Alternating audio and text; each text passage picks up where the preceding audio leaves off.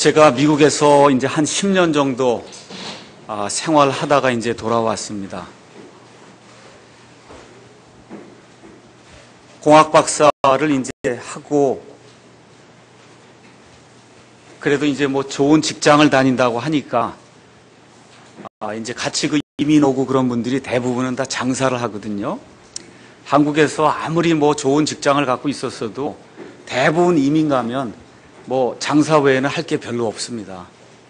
이제 이런 상황이다 보니까 그래도 어떤 사람이 뭐 공학 박사를 하고 대학에서 교수를 한다 그러고 이제 그러니까 이 사람 한번 좀 초대해서 얘기를 좀 들어봐야 되겠다 해서 어떤 장사하시는 분이 저와 제 아내를 초대했습니다. 그래서 그분이 왜 예수님을 믿느냐고 저한테 믿길래 영생을 얻기 위해서 예수님을 믿습니다. 그랬더니 굉장히 그 실망한 듯한 이와 같은 그 눈초리를 하더라고요. 그래도 뭐 세상에서 뭔가 공부를 하고 뭐 이런 사람이 그래도 예수님을 왜 믿냐 그러면 뭔가 좀 고상하게 어떤 철학적인 어떤 걸 가지고 이렇게 이야기를 할 줄 알았는데 글쎄 우리가 늘 교회 와서 들으면 맨날 듣는 이야기 예수 믿으면 영생 얻는다 이런 이야기를 하니까 굉장히 그 실망을 한 것 같아요. 그래서 예수 믿는 그 가장 큰 이유가 영생을 얻는 거다라고 해서 이제 설명을 해줬더니 얼마 지나지 않아서 그분이 내가 이야기한 것이 무엇인가 이해를 했다고 이제 이야기를 하더라고요. 오늘 우리가 바쁜 시간을 내서 지금 이 자리에 나와 있어요. 왜 여기 와 계십니까?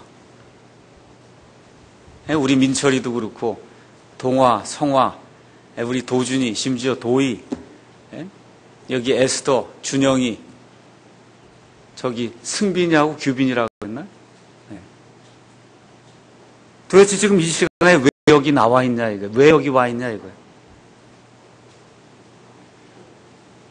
제가 아이들만 거론하니까 나는 괜찮은가 봐 이렇게 생각하면 안 돼요. 아이들은 이름을 이렇게 얘기해도 실족하지 않기 때문에 아이들은 제가 이렇게 이름을 얘기하는 거예요.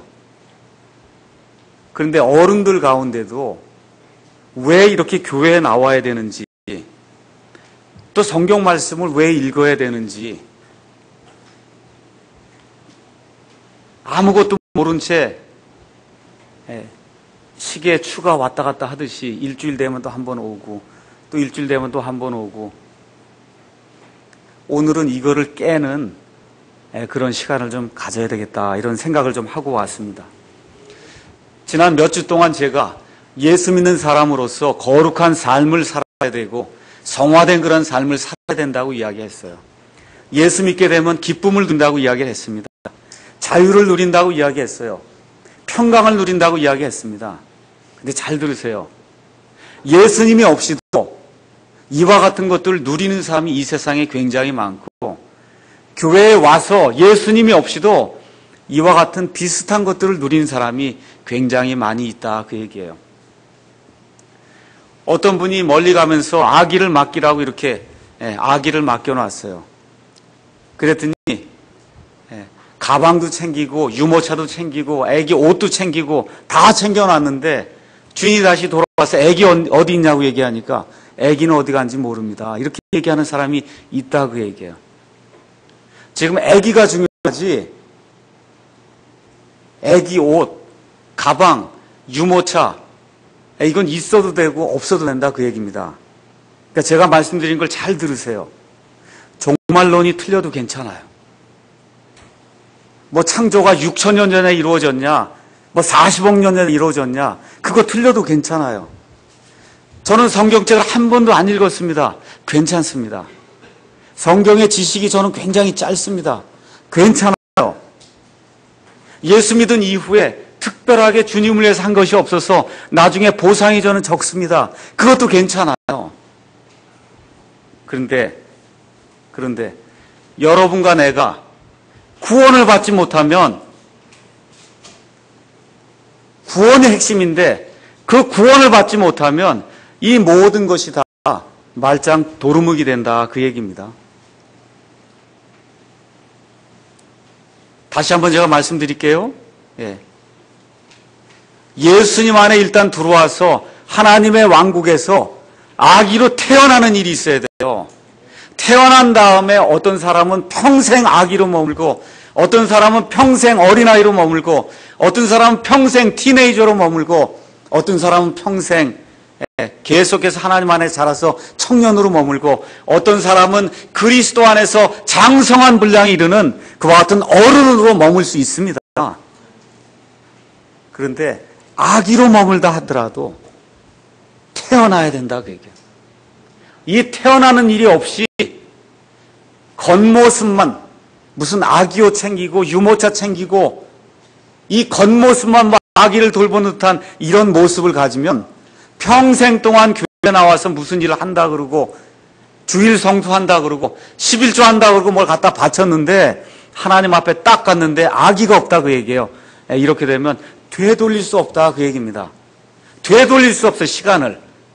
그래서 오늘 아침에 다시 태어나야만 된다. 우리 예수님이 너희가 반드시, 영어로 must, ye must be born again 그랬어요. 너희가 반드시 다시 태어나야만 된다. 우리 예수님께서 말씀해 주셨기 때문에 오늘 아침에 다시 태어나는 것이 무엇인가 하나님의 말씀을 통해서 진지하게 생각해보는 그러한 시간을 갖도록 하겠습니다.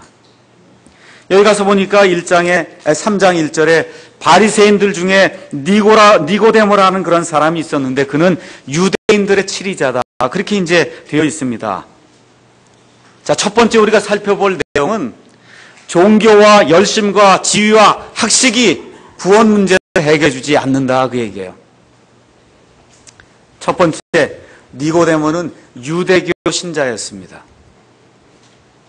누구를 조상으로 뒀냐 하면 아브라함을 조상으로 뒀어요. 그래서 그저 어디든지 가면 나는 아브라함의 자손이요, 이삭의 자손이요, 야곱의 자손입니다. 그 얘기를 하는 거예요. 이 얘기는 무슨 얘기냐면 나는 조상 대대로 여호와 하나님, 유일하신 그 하나님만을 믿는 그런 사람입니다 하고 늘 우리식으로 얘기하면 나는 모태신앙입니다. 그렇게 얘기하는 거예요. 모태신앙. 다른 거 없어요. 우리 아버지가 목사입니다. 우리 아버지가 장로입니다. 우리 어머니가 집사입니다. 권사입니다. 이렇게 이야기하는데 그렇게 이야기하는 많은 사람들 가운데 니고데모와 같은 그런 사람이 많이 있다는 거예요. 니고데모가 지금 뭘 모릅니까? 다시 태어나는 게 그걸 모르는 거예요. 열심히 모태신앙이라고 주장하는데 다시 태어나는 게 뭔지 지금 모르고 있는 이런 무지한 상태에 있을 수가 있다 그 얘기입니다. 두 번째인 니고데모는 열심히 종교를 추구한 바리새인이었어요. 바리새인들은 모세의 그 율법 이외에도 약 600여 가지의 율법을 만들어 놓고 그래서 그 율법을 지키면 의롭게 되는 것으로 생각해서 사람들이 볼 때 그 율법을 하나도 안 지키는 게 없는 거예요. 그러니까 사람들이 보면 너무나 경건한 사람이요. 사도 바울의 표현대로 따르면 율법의 의로는 완전한 자다 그랬어요. 잘 들어야 됩니다. 율법의 의로는 완전하다. 그 얘기는 무슨 얘기냐? 지금식으로 얘기하면 주일 성수를 한다 그 얘기예요. 지금식으로 얘기하면 매일같이 새벽 기도를 다닌다 그 얘기입니다. 11조 빠지지 않고 하나님께 드린다 그 얘기예요. 1000번째 헌물하라 그러면 1000번 드려야 되는 줄 알고 1000번째 드리고 있고 다니엘 21일 기도하라 그러면 20일간 기도하고 있고 금요 기도회 하라 그러면 꽝꽝꽝꽝 되는 데 가서 라구막과 함께 금요 기도하고 있고 금식 기도해야 된다면 금식 기도하고 20가지가 넘는 헌금 해야 뭐가 이루어진다고 하면 또 그 이루어지는 줄 알고 그렇게 종교 생활을 하는 그런 사람들이 이 세상에 너무 많은데 특별히 우리 대한민국에 그렇게 하는 사람들이 너무너무 많아요. 근데 잘 들어보시기 바랍니다. 지금 니고데모가 그런 일을 했는데 그런 일로는 율법의 의로는 불완전한 것이 없다는 거예요. 완전한 사람이라는 거예요. 근데 뭘 모릅니까? 다시 태어나는 게 뭔지를 모른다 그 얘기예요. 다시 태어나는 게 뭔지를 모른다 그 얘기예요. 다시 말씀드리면 특별히 한국의 카톨릭 교인들 다 착하게 살으면 구원받는 줄로 알고 우리 예수 믿는 사람보다 더 많이 선한 일을 하고 있습니다. 그래서 마더 테레사니, 성 프란시스니, 성 어거스틴이니 등등 이런 모든 사람들이 어떻게 하든지 선한 행위를 통해서 하나님 앞에 나아가려고 애를 쓰고 있어요. 성 프란시스가 지은 평화의 기도, 주여 나를 평화의 도구로 써주시옵소서. 시작은 참 좋은데 맨 끝에 가서 뭐라 그래요? 자기를 온전히 줌으로써 영생을 얻기 때문이다. 그렇게 이야기하거든요. 이게 마귀의 작전이에요. 자기를 온전히 줌으로써 영생을 얻을 사람은 아무도 없어요. 그건 종교에서 가르치는 거예요. 불교에서 가르치는 거예요. 카톨릭에서 가르치는 거예요. 이슬람교에서 가르치는 거예요. 우리 예수 믿는 그런 도리에는 자기 자신을 온전히 내어준다 할지라도 예수 그리스도의 보혈의 그 능력으로 의지하지 않고는 구원받을 사람이 아무도 없습니다. 그런데 지금 이 시간에도 너무나 많이 불쌍한 사람들이 교회 가서 주일 성수한다 그러고 11조 한다 그러고 이런 율법의 틀을 가지고 내가 의롭게 해서 구원받는 걸로 착각을 하고 평생 동안 종교에 얽매는 그와 같은 생활하는 사람이 너무너무 이 시간에 많다 그 얘기입니다. 세 번째, 니고데모는 그 나라의 지도자였습니다. 지금식으로 이야기하면 국회의원이었어요. 국회의원. 그 당시에 사내들이라고 하는 약 70명의 그와 같은 그 장로들과 치리자들의 그런 모임이 있어서 이 사람들이 이스라엘 국가의 전반적인 종교적인 그런 모든 일들을 치리해 나갔습니다. 이 니고데모도 그런 사람 중에 하나가 아닌가 많은 사람들이 그렇게 생각하고 있거든요. 다른 식으로 이야기하면 지위와 명예가 넘치는 누가 봐도 존경할 만한 그 같은 백성의 지도자였다 그런 얘기예요. 지금식으로 얘기하면 오바마 대통령과 같은 사람이고 푸틴 옛날에 대통령은 지금 수상인데 이런 사람이고 우리나라식으로 얘기하면 김영삼, 김대중, 노무현, 이명박 이런 대통령이다 그 얘기예요. 근데 지금 뭐라고 성경이 이야기하느냐 하면 대통령이 돼도 국회의원이 돼도 다시 태어나는 것을 모르는 사람이 허다하게 있을 수 있다 그 얘기입니다.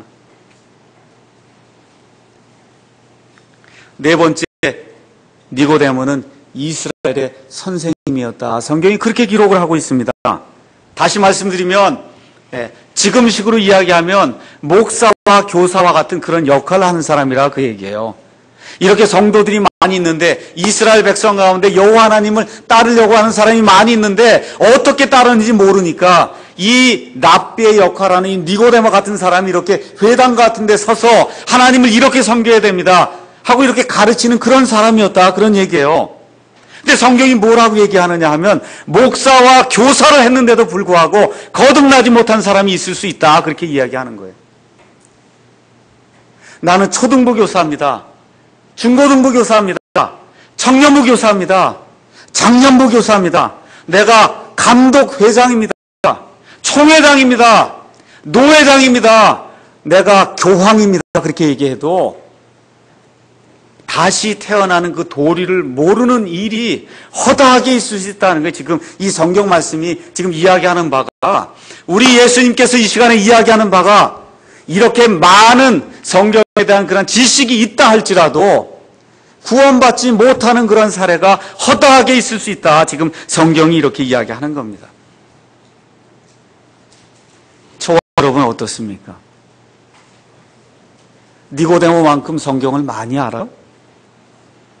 니고데모만큼 많은 지위와 명예가 있습니까? 없죠? 예. 성경은 이 세상에 딱 두 부류의 사람이 있다 그럽니다.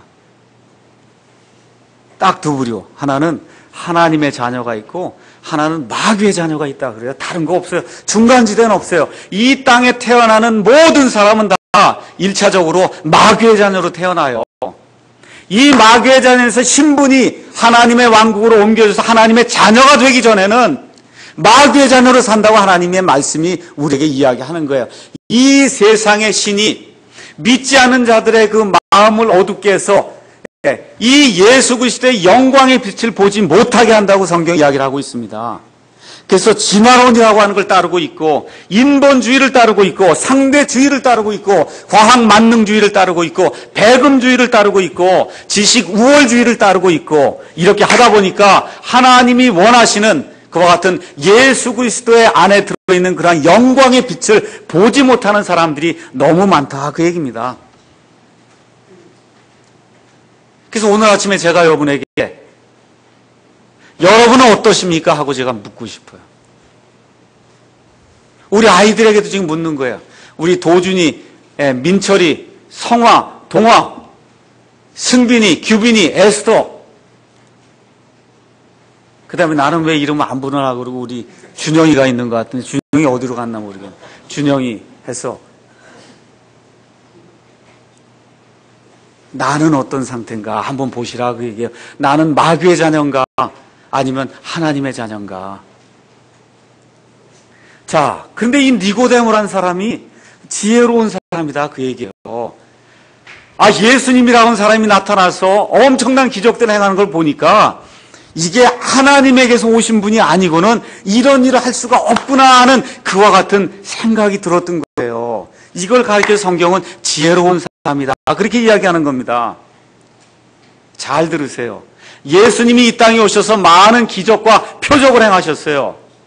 그 기적과 표적은 이스라엘 백성에게 너희가 지금까지 고대해온 그 메시아, 이사야서를 비롯해서 많은 대원서에 메시아가 오면 죽은 자들을 살리고 눈 먼 자의 눈을 뜨게 하고 다리 저는 자의 다리를 고쳐서 일어나게 한다는 그와 같은 그 메시아 예언을 이루기 위해서 우리 예수님께서 메시아이심을 증언하시기 위해서 그 많은 표적들과 기적들을 행하신 겁니다. 지금 이 시간에는 하나님의 말씀이 AD 90년경에 완전하게 우리에게 주어진 그 이후에는 더 이상 기적과 표적을 따르지 않고 이 하나님의 말씀을 읽고 이 하나님의 말씀을 선포할 때 그걸 듣고 하나님께서 정말 우리를 어떻게 대하시는가를 살펴보는 사람이 지혜로운 사람이다. 성경이 그렇게 이야기하는 거예요. 그래서 주를 두려워하는 것이 지혜의 시작이라고 성경이 이야기하는 겁니다. 그럼 주를 두려워한다고 하는 게 뭐냐? 주를 두려워한다고 하는 것은 다른 거 없어요. 다른 거 없어요. 자기의 인생 문제를 한번 깊이 생각해 보는 사람이다. 그런 뜻이에요. 왜 내 가운데 이렇게 죄가 넘치는가? 좀 바르게 살아야 되겠다 하는 갈망은 있는데 왜 이렇게 내게 능력이 없는가? 무언가 내게 잘못이 있구나 하고 이 땅에서는 내게 소망이 없고 무언가가 있을 것 같은데 이게 왜 이렇게 손에 잡히지 않는가 하는 그러한 갈등을 가지고 곤고한 가운데 죄짐을 지고 이 문제를 어떻게 내가 좀 풀어봐야 되겠구나 하는 그러한 마음을 갖는 사람, 그런 사람을 가리켜서 성경이 지혜로운 사람이다 그렇게 이야기하는 겁니다. 그래서 마음속에 이 죄로 인한 그러한 갈등을 느끼는 사람, 그런 사람을 하나님이 지혜롭게 여기시고 그런 사람에게 하나님께서 그것을 극복할 수 있는 그러한 길을 열어주신다 그런 얘기입니다. 그래서 여러분과 제가 사복음서를 읽을 때 예수님을 만나면 베드로같이 다 뭐라 그래요? 예수님, 나는 죄인입니다. 그 고백이 나오는 거예요. 예수님, 내가 죄 문제로 지금까지 갈등해 왔는데 예수님을 만나고 나니까 내가 죄인이라고 하는 사실이 아주 확실해졌습니다. 빌립보 그 감옥의 간수처럼 바울과 실라가 가서 하나님의 말씀을 선포할 때 선생들아, 내가 어떻게 하여야 구원을 얻을 수 있겠느냐, 이런 고백을 할 수 있는 그런 사람, 이 니고데모가 바로 그런 사람이었어요. 지혜로운 사람에게 하나님께서 구원의 길을 열어주신다고 성경이 이야기를 하고 있는 겁니다. 그래서 예수님 앞에 나와서 예수님을 칭찬해 줬잖아요. 아이고, 하나님께서 오신 분이 아니면 어떻게 그런 기적들을 행할 수 있습니까? 세상에 많은 목사 같았으면 맞습니다, 나는 하늘에서 온 사람입니다 그러고 자기 자신을 높일 텐데 우리 예수님 뭐라 그래요? 이런 반구도 거기에 대답하지 않으세요. 그리고 뭐라 그래요? 다짜고짜 내가 다시 태어나지 아니하면 하나님의 왕국을 볼 수 없다 그렇게 이야기한단 말이에요. 예수님의 관심은 내가 칭찬받는 거 있지 않아요. 예수님의 관심은 무엇인가 하면 내가 반드시 다시 태어나야 된다. 그걸 우리에게 가르쳐 주려고 하는 것이 우리 예수님의 최대의 관심사입니다. 다시 태어나야 된다. 그러니까 영어로는 You must be born again. born again 해야 된다. 그 얘기예요. born again. 다시 태어나야 된다. 그 얘기입니다. 그래서 성경을 가서 여러분이 보시면 하나님은 항상 두 번째 사람을, 대표적인 그런 인물들 가서 보세요. 가인과 아벨 보세요. 하나님이 두 번째 사람을 하나님이 항상 이렇게 높이 들어 쓰십니다. 여러분, 우리나라 사람들은 대개 셈과 함과 야벳 얘기가 나오면 셈이 장자구나 이러거든요. 그 잘못된 거예요. 제일 장자는 야벳이고 그 다음에 셈이고 그 다음이 함입니다. 그래서 두 번째 사람 셈을 하나님이 복을 주시는 그런 사실을 알 수 있어요. 아브라함에게 두 아들이 있었어요. 이스마엘과 이삭이 있었어요. 하나님이 이삭만 너의 독생자라고 이야기했습니다. 이 이삭에게 에서와 야곱이 있었어요. 근데 하나님이 에서는 미워하고 야곱은 내가 사랑한다 그렇게 이야기합니다. 므낫세와 에브라임이라고 하는 두 아들이 요셉에게 있었는데 하나님께서 에브라임 둘째 아들에게 복을 더 많이 주십니다. 이스라엘의 처음 왕은 사울이었어요. 하나님이 그 사울을 패하고 두 번째 그 왕으로 다윗을 세워서 그 다윗으로 말미암아 메시아가 올 수 있도록 하나님이 만들어 주신다 그 얘기입니다. 심지어 첫사람 아담이 있고 둘째 사람 예수 그리스도가 있는 거예요. 그래서 첫사람으로 말미암아 사망이 들어오고 둘째 사람 예수 그리스도로 말미암아 영원한 생명이 들어오도록 하나님이 그렇게 작정을 해놨다 그 얘기입니다.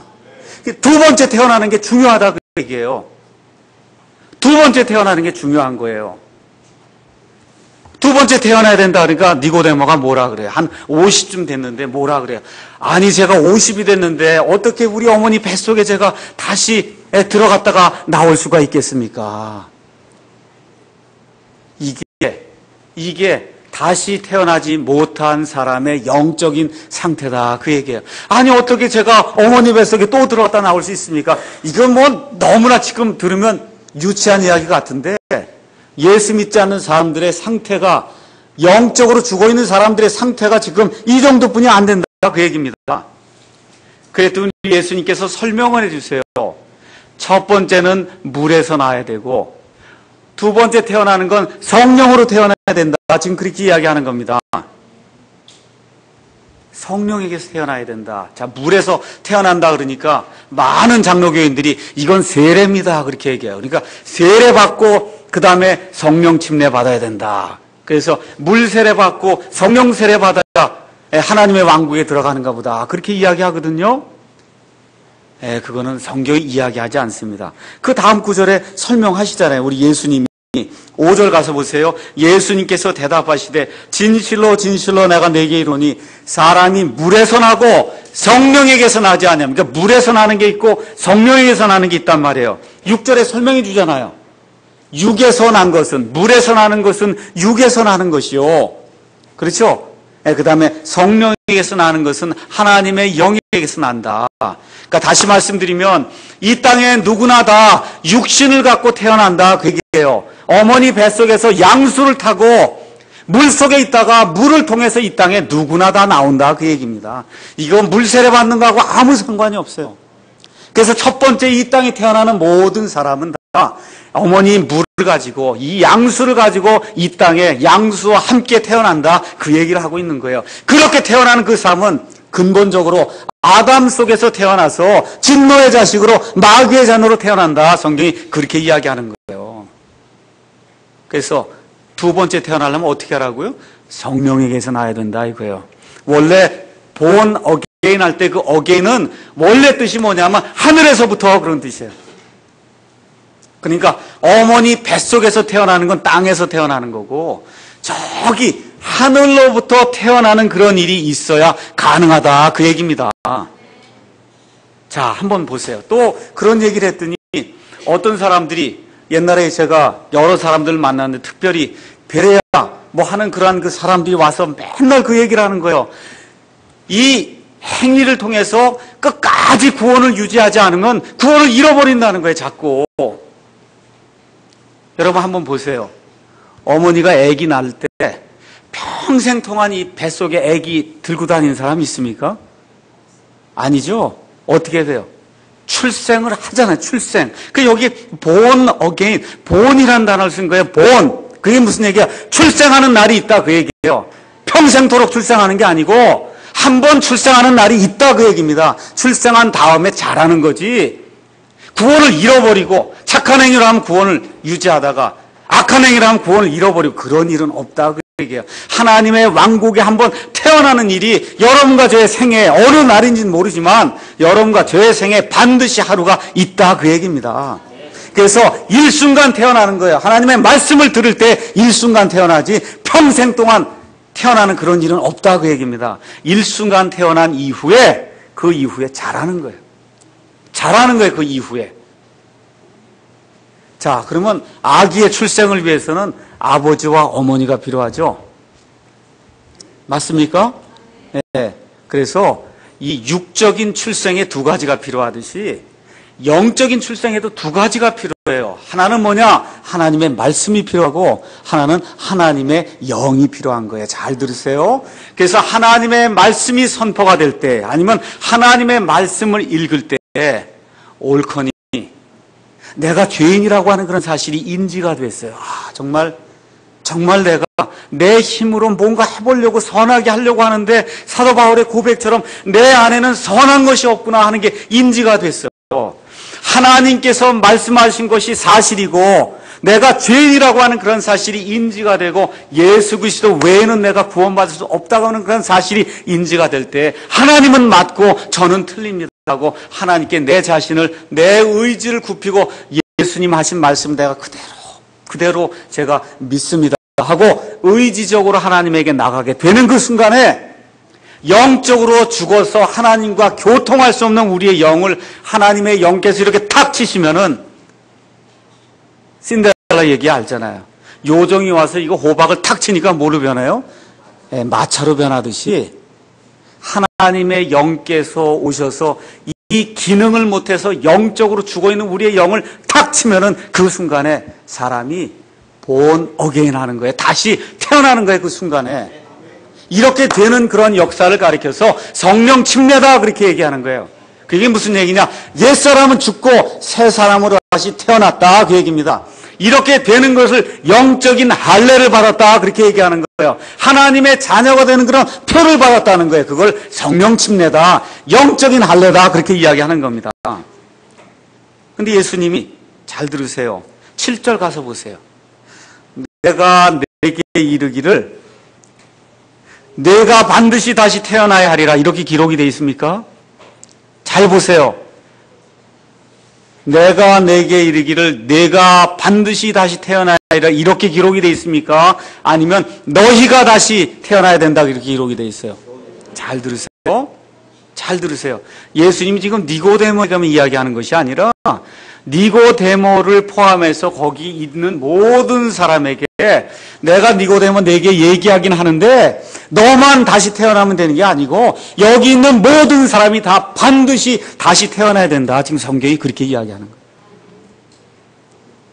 너희가 반드시 다시 태어나야 된다. 성경이 그렇게 이야기하는 겁니다. 여러분 어떠세요? 우리 아이들 특별히 다시 태어나야 된다. 지금 성경이 이야기하고 있는데 이 내용 여러분 이해하시겠어요? 다시 태어나야 된다. 자, 그러면서 예수님이 다시 태어난 사람에겐 증거가 있다고 얘기해 주시는 거예요. 8절 9절에. 그 당시에 예수님과 니고데모가 이야기를 나누는데 이렇게 바람이 살랑살랑 불어오는 거예요. 그랬더니 예수님이 저 바람이 이렇게 자유자재로 마음대로 이렇게 부는데 그 바람이 부는 건 느끼지만 바람이 어디서 오는지 내가 아느냐? 그러니까 모른다 그 얘기예요. 잘 들으세요? 하나님에게서 태어난 사람도 마찬가지다 그 얘기예요. 하나님의 영이 죽어있는 그 사람의 그 영을 이렇게 살리게 될 때 그게 어떻게 이루어지는지는 모르는데 바람이 이렇게 바람 불면 시원하게 느껴지세요 여러분? 이렇게 느껴지듯이 내가 알 수 있다는 거예요. 내가 알 수 있다. 하나님의 영이 내 영을 쳐서, 그래서 이 기능을 발휘하지도 못하던 이 영이 하나님을 알아볼 수 있는 그런 일이 생긴다고 하는 사실을 내가 알 수 있다는 겁니다. 죽어봐야 하는 게 아니에요. 죽어봐야 하는 게 아니라 지금 이 시간에 하나님의 영으로 거듭난 그런 사람은 알 수 있다는 거예요. 그래서 사도 바울이 누구든지 그리스도의 영이 없으면 그는 그리스도의 사람이 아니다. 그래서 하나님의 영께서 우리의 영과 더불어 우리가 하나님의 자녀인 것을 증언하시느니라 그랬습니다. 누구와 더불어? 우리의 영과 더불어 우리가 하나님의 아들이 되고 딸이 된 사실을 증언해 주시기 때문에 우리가 알 수 있다. 그렇게 성경이 이야기를 하고 있는 겁니다. 그 니고데모에게 이 말씀을 바람 이야기를 하니까 니고데모가 머릿속으로 에스겔서 37장에 있는 말씀을 아마 생각했을지 몰라요. 하나님이 에스겔 대언자를 데리고 마른 뼈들이 그냥 엄청나게 깔려있는 골짜기로 데리고 갔어요. 거기 가서 하나님이 에스겔에게 묻습니다. 에스겔아, 이 뼈들이 살 수 있겠냐? 근데 에스겔이 저는 알지 못합니다. 하나님이 아십니다. 그래서 하나님께서 명령을 내리시니까 이 죽어있는 뼈들이 우두두두둑 소리를 내면서 뼈들이 살아나더니 힘줄이 붙고 근육이 서서 이렇게 이제 사람 모습을 갖춘 이와 같은 형태로 바뀌게 됐어요. 그랬더니 하나님께서 에스겔 대언자에게 바람에게 대언을 해서 숨이 이 죽어있는 사람들 가운데 들어가게 하라 하니까 에스겔이 대언을 했거든요. 그랬더니 하나님의 호흡이 이 죽어있는 사람들 가운데 쑥 들어가게 되니까 하나님의 살아있는 군대가 되었다. 성경이 지금 그렇게 이야기를 하고 있는 거예요. 그래서 그 1차적으로는 이 말씀이 죽어있던 그 이스라엘 백성이 맨 마지막 때에 이 세상에 부활해서 지금과 같이 1948년도에 이스라엘이 저 땅으로 돌아와서 부활하는 그런 사실을 1차적으로 가리키고 있는 겁니다. 2차적으로는 영적인 것을 우리가 이것을 풀이할 때는 이런 마른 뼈처럼 죽어있는 이런 사람들에게 하나님의 영이 들어가게 될 때 이 사람들이 죽은 가운데서 일어나서 하나님의 살아있는 그런 군대가 된다고 하는 그런 사실을 우리가 이 말씀을 통해서 알 수가 있습니다. 그래서 하나님이 뭘 보여주시려고 하느냐? 성령에게서 태어난 사람은 바람이 불면 살랑살랑 바람이 불면 시원한 걸 느낄 수 있듯이 알 수 있다 그 얘기예요. 그 다음에 가서 보니까 10절에서 13절에 두 종류의 반응이 나오는 겁니다. 근데 니고데모가 이걸 깨닫지 못하니까 예수님이 답답해서 이야기를 해서 내가 이스라엘의 선생이면서도 이걸 알지 못하냐. 이게 무슨 얘기냐면 목사면서도 그래 아직 구원받는 걸 제대로 알지 못하냐. 그런 얘기하는 거예요. 다른 거 없어요. 뭐 이런 성도들 얘기할 거 없어요. 총회장이면서도 이 구원받는 도리를 알지 못하느냐. 그걸 알지 못하니까 예수 믿는다고 하면서 교회에서 사람들 얽매이고 이 속박의 생활하도록 하고 완전히 구약시대로 사람들 몰아넣는 그런 무지한 일들을 목사들이 하고 있다 그 얘기입니다. 이 예수 그리스도의 완전한 그런 복음을 알 때 어떻게 그런 무지한 일을 통해서 사람들을 속박에 가두는 그런 일도 할 수가 있어요. 모르기 때문에 그런 게 모르기 때문에. 그 지금 예수님이 니고데모에게 내가 이스라엘의 선생이면서 어떻게 도대체 이런 일을 알지 못하느냐? 왜 알지 못해요? 이 하나님의 말씀을 글자로 받아들이기 때문에 알지 못한다 그 얘기예요. 니고데모가 구약에 나오는 모든 말씀을 꿰뚫어 알고 있었는데 그 말씀이 영이 아니라 글자로 다가왔어요. 글자. 이 글자는 사람을 죽인다고 성경이 이야기를 하고 있어요. 그래서 내 말은 영이라고 우리 예수님께서 말씀해 주셔서 그래서 이 영으로 말씀하시는 살아있는 하나님의 말씀으로 이 기록된 말씀을 대하지 않고 글자로 대하게 될 때는 그때는 아무리 글자를 많이 알아도 그 안에 사람을 구원하는 그런 능력이 없다고 성경이 이야기를 하고 있는 겁니다. 그래서 예수님이 뭐라고 얘기하면 내가 땅의 것들을 얘기해도 이 바람 부는 얘기 이런 땅의 것들을 얘기해도 너가 알지 못하는데 내가 하늘에 있는 그런 영적인 것들 이야기하면 내가 어떻게 알겠냐.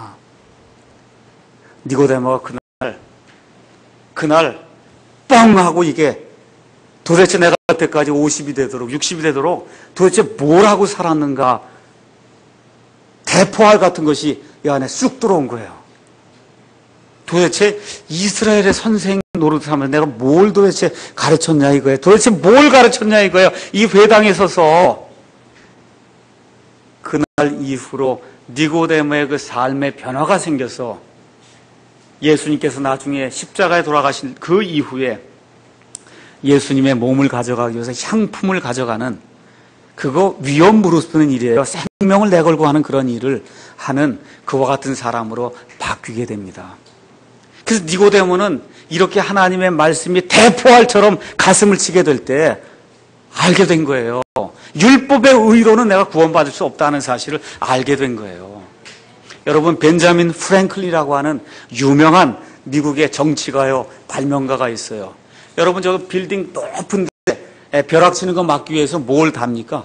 피레침을. 이 피레침을 벤자민 프랭클린이 개발했어요. 또 벤자민 프랭클린이라고 하는 사람이 전기 이런 것들을 큰 전기의 원리를 발명했어요. 여러분, 지금 우리가 전기 지금 쓰고 있으니까 너무 편하지만 지금부터 100년, 200년 전에는 전기가 뭔지 몰랐는데 전기의 원리를 이 사람이 발견하게 된 거예요. 이렇게 하니까 사람들로부터 곳곳에서 편지가 왔어요. 또 이 사람이 나중에 프랑스 대사가 돼서 프랑스에 가서 또 정치가로 활동을 하고 그러니까 사람들에게서 편지가 많이 왔습니다. 아유, 정말 너무나 훌륭한 일을 하십니다. 그런데 이 벤자민 프랭클린에게 일생일대의 기회가 찾아왔어요. 누구에게서 편지가 왔냐면 그 당시에 유명한 부흥 강사였던 조지 윗필드라고 하는 사람에게서 편지가 왔습니다. 그 당시에 온 세상을 떠들썩하게 만든 두 명의 인물이 있어서 한 사람이 조지 윗필드고 또 한 사람이 요한 웨슬레였어요. 조지 윗필드가 나타나면 5,000명, 10,000명이 들에 모여갖고 하나님의 말씀을 들었어요. 이 사람에게 편지가 왔어요. 그 편지의 내용이 뭐라고 기록되어 있냐면, 프랭클린 선생님, 제가 들어보니까 선생님이 발명 분야, 정치 분야 이런 데서 사람들에게서 많은 명성을 얻고 있고 많은 것을 연구하고 개발한다는 얘기를 제가 들었습니다. 근데 혹시 선생님은 다시 태어난다는 것이 무엇인지 한번 연구해 본 적이 있습니까? 하는 그런 편지가 왔단 말이에요. 이 벤자민 프랭클린이 그거 공부를 안 했어요. 그래서 그리스도인이 되지 못하고 죽었어요. 그래서 어떻게 돼요? 영원히 지옥불 속에 들어갔다, 그 얘기입니다.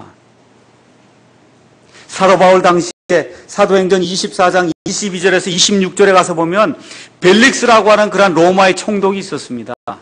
사도 바울이 옥에 갇히게 됐을 때 벨릭스가 자기 아내 유대 여인 드루실라와 함께 사도 바울에게 와서 내가 선포하고 있는 복음이 뭐냐, 내게 좀 이야기해다오, 그렇게 이야기했단 말이에요. 그랬더니 사도 바울이 예수 그리스도를 믿는 그 복음이 무엇인지, 하나님의 의가 무엇인지, 절제가 무엇인지, 앞으로 이 땅에 임하게 될 심판이 무엇인지 하나님의 말씀을 통해서 소상히 가르쳐줬더니 너무너무 무서워갖고 벌벌 떨었다 그랬어요, 벨릭스가.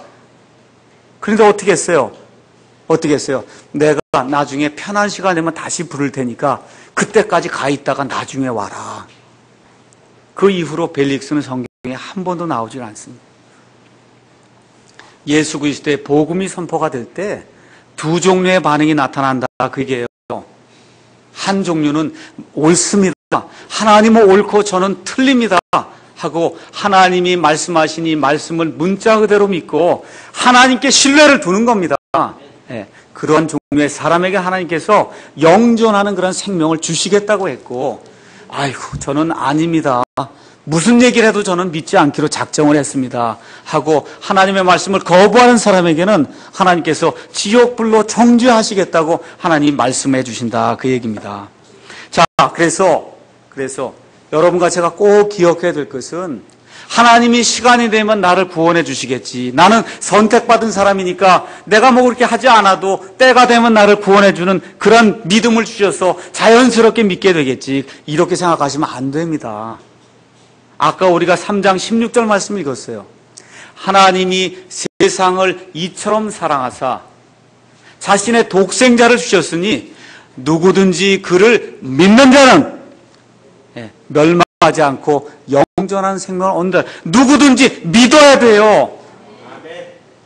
내가 만일 내 입으로 주 예수님을 시인하고 하나님께서 그분을 죽은 자들로부터 일으켜 세우신 것을 내가 마음으로 믿으면 어떻게 해요? 구원을 얻는다는 거예요. 믿어야 돼요. 시인해야 돼요. 받아들여야지. 하나님이 은혜를 주실 거다 생각하고 죽을 때까지 기다리다 보면 어느 날 하나님이 내 마음을 열어주시겠지 하고 하는 것은, 그것은 완전히 잘못된 교리입니다.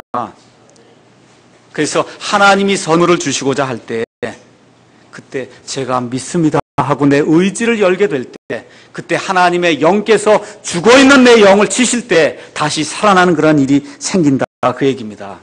그러면 요약을 하겠어요. 어떻게 구원을 받느냐? 잘 들으세요. 구원은 하나님의 말씀 외에는 이루어질 수가 없어요. 기도하다가 구원받는 사람 없습니다. 찬송하다 구원받는 사람 없어요. 노래하다 구원받는 사람 없습니다. 하나님의 말씀을 듣고 읽고 하나님의 말씀이 선포될 때 그거를 마음속으로 곰곰이 생각을 해보고, 이 하나님의 말씀이 옳은가 그른가 생각해보고, 내 모습이 하나님 앞에 얼마나 죄인된 그런 모습인가 생각해보고, 내 자신의 능력으로는 이 죄의 문제를 내가 해결할 수 없습니다.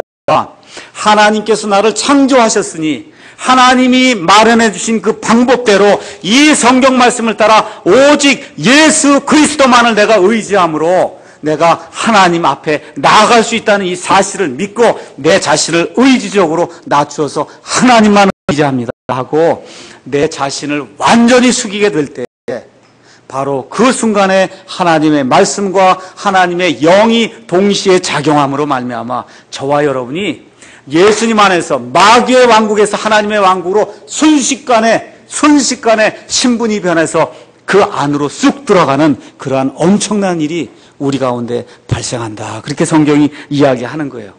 뭐 행위를 하고 종교 행위를 하고 11조하고 주일 성수해서 되는 일이 아니에요. 오직 하나님의 은혜로 하나님이 거저주시는 그 은혜를 내가 믿습니다 하고 내 의지를 가지고 하나님 앞에 나아가게 될 때 하나님께서 거저주시는 그 은혜가 우리 가운데 넘치게 된다, 그 얘기입니다. 그래서 구약시대에 하나님께서 여러 가지 율법을 주셨어요. 그 율법은 사람을 구원하지 못합니다. 근데 그 율법을 지키지 않은 사람들이 다 심판을 받았어요. 그래서 사도 바울이 히브리서 2장 2절 3절에 뭐라고 얘기하느냐 하면, 율법을 지키지 않은 사람들도 심판을 받았는데 하나님이 주시는 이렇게 큰 구원을 너희가 소홀히 여기면 너희가 받을 그 심판이 얼마나 크겠느냐, 지금 그렇게 이야기하는 겁니다.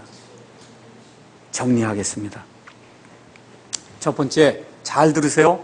구원은 무조건 받고 봐야 되는 거예요. 다른 거 없어요. 다른 거 없어요. 구원은 무조건 받고 봐야 돼요. 미루어야 될 일이 아니에요. 오늘 밤에 죽을지 어떻게 합니까? 자신할 필요가 없어요. 오늘 밤에 죽을지 몰라요. 지금 돌아가다 죽을지 모릅니다. 그래서 구원은 무조건 이 시간에 받고 봐야 된다. 두 번째, 구원은 바르게 받아야 돼요. 바르게 받아요. 바르게 받는 방법은 성경대로 받는 거예요. 하나님의 말씀을 통해서 성경에 기록된 그대로 구원을 받아야지, 누구 사람 말 듣고 종교적인 행위를 통해서 구원받으려고 하는 것은 열심히 했는데 나중에 하나님이 가서 아니라 그런단 말이에요. 그래서 구원을 바르게 받아야 된다. 구원을 받으면 나 스스로 알 수가 있어요. 여러분 잘 기억하셔야 됩니다. 구원을 받으면 내가 알 수가 있어요. 내가 구원받은 사람인지 아닌지 알 수가 있어요. 마지막으로 내 주변에 있는 사람들이 압니다. 예수님이 뭐라 그랬어요?